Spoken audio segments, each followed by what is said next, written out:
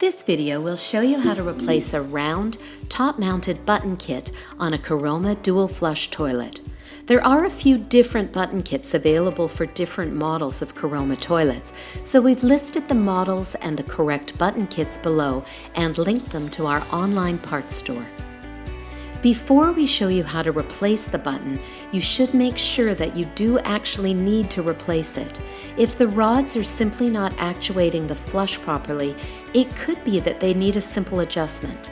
We've linked the video how to adjust a top-mounted dual flush button kit to the description below. To replace the button, remove the lid and unscrew the large plastic nut that holds the button kit in place. The button kit we're showing you is new and clean and removes really easily. If there's a lot of dirt or scale buildup, it might not be as easy to remove. In that case, clean the bottom of the buttons with a 50-50 mix of vinegar and water. Repeat as needed until it releases. But remember that a replacement plastic nut does come with your replacement button kit, so if you damage it during removal, it isn't an issue. Remove the button kit. Make sure to clean all the surrounding area before installing the new buttons.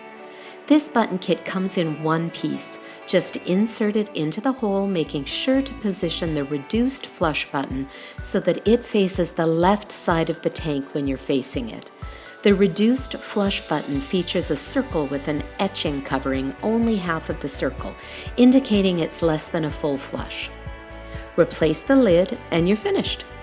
If you have any questions about this maintenance or any Caroma product, please give our customer service team a call at 1-800-460-7019.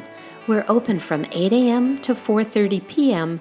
Pacific Time, Monday to Friday, or you can email us at help@sustainablesolutions.com.